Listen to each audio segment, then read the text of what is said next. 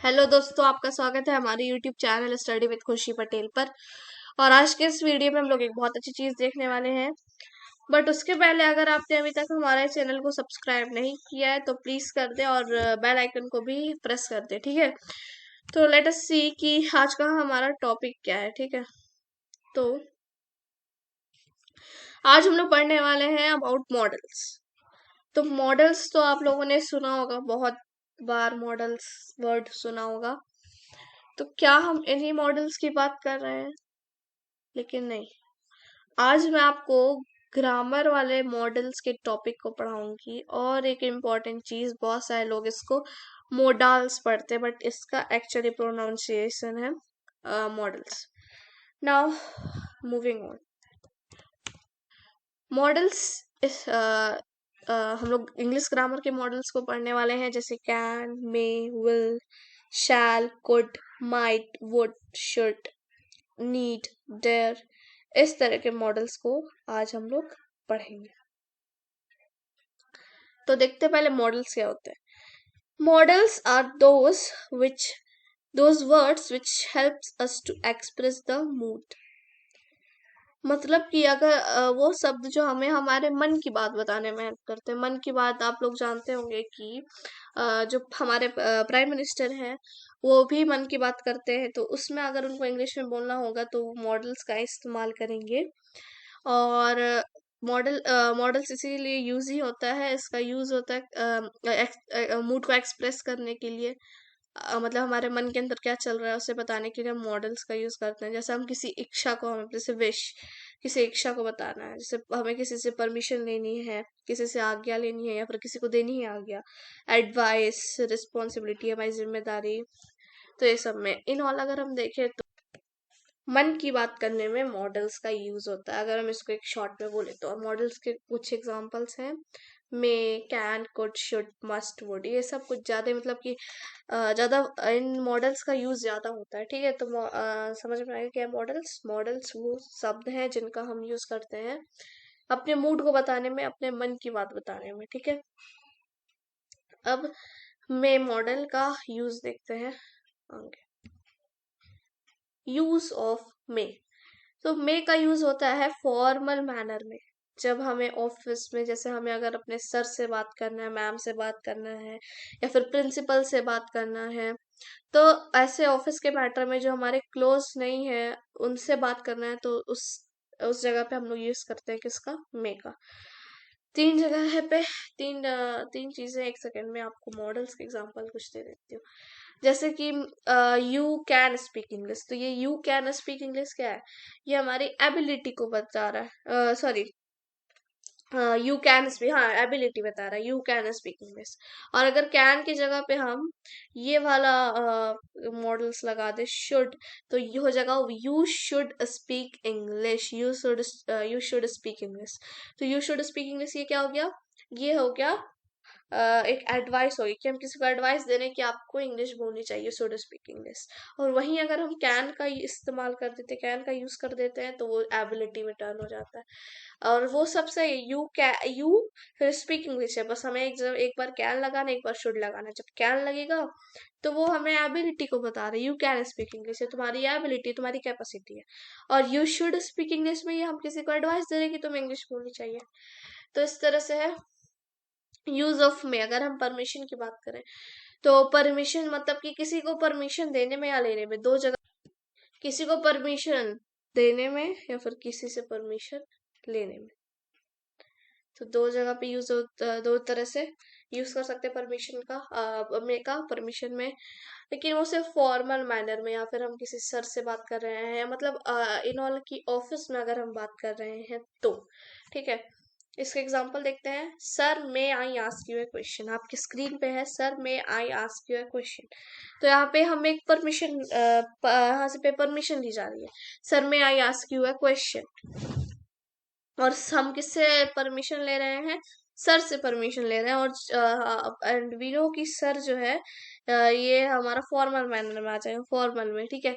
तो सर मैं I ask you question, ये इसमें हम मे का इस्तेमाल करेंगे। नेक्स्ट है पॉसिबिलिटी, मतलब वो हो भी सकता है, नहीं भी हो सकता है, उसके चांसेस होने के भी है, नहीं होने के भी है। जैसे कि एग्जांपल है, may be he is right, वो सही हो भी सकता है, सही नहीं भी हो सकता है। तो उसके यहाँ पे पॉसिबिलिटीज है सही होने की भी और नहीं भी होने की। तो इस जगह पे हम लोग किसका यूज करेंगे, मे का यूज करेंगे।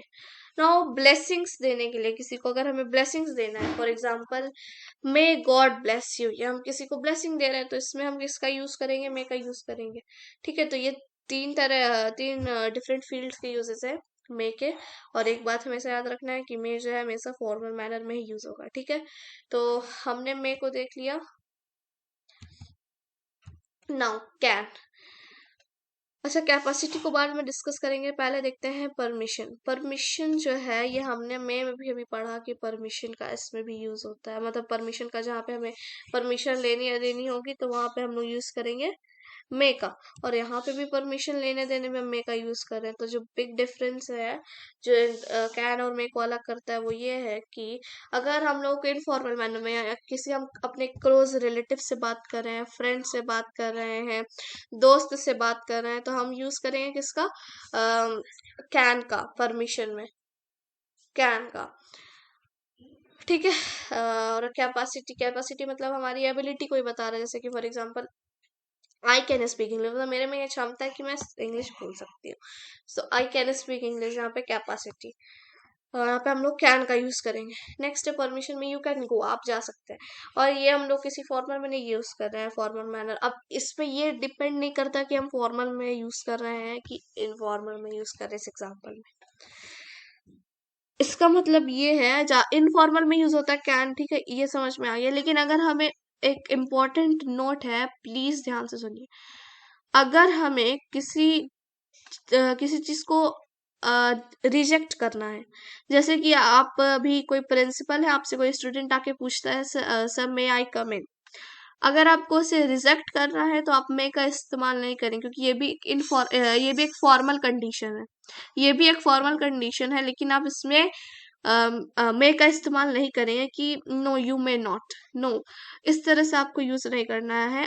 अगर आपको रिजेक्ट करना है कोई भी क्वेश्चन को, अगर आपको किसी भी परमिशन को, फिर किसी भी चीज को अगर रिजेक्ट करना है, तो आप मे का यूज नहीं करेंगे, चाहे वो फॉर्मल हो या इनफॉर्मल हो। आप हमेशा कैनी का यूज करेंगे अगर आपको रिजेक्ट करना है तो, हमेशा कैनी का इस्तेमाल होता है।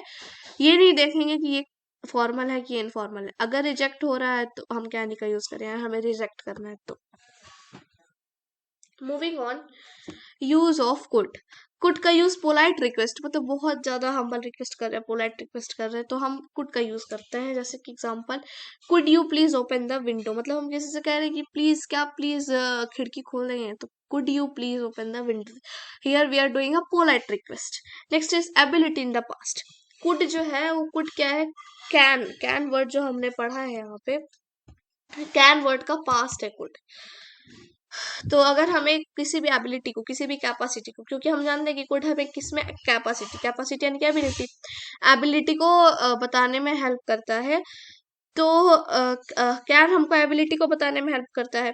अगर हम बात करें कुड की, तो कुड जो है वो कुछ नहीं है, वो बस पास्ट फॉर्म है कैन का।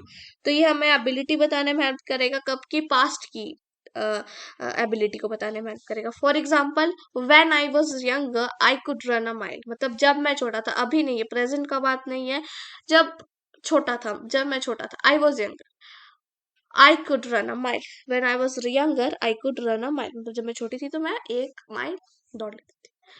तो इस तरह से। नेक्स्ट है नरेशन, यानी कि डायरेक्ट इनडायरेक्ट स्पीच। अगर हमें किसी चीज को रिपोर्ट करना है, किसी के द्वारा कहे गए डायरेक्ट डायलॉग को डायरेक्टली कहना है या फिर इनडायरेक्टली कहना है, तो हम किसका यूज करेंगे, कुड का यूज करेंगे। किसमें, नरेशन में। He said that he could sing a song, उसने कहा था कि वो गाना गा सकता है। He said that he could sing a song. So hope कि आपको समझ में आ गया होगा कि मॉडल्स क्या है, और मॉडल्स के कितने रूप कितने कुछ टाइप्स मैंने पढ़ा है, आपको मॉडल्स क्या है ये आपको समझ में आ गया होगा अच्छी तरह से। तो अब मिलेंगे हम लोग अपने अगले वीडियो में। बाय।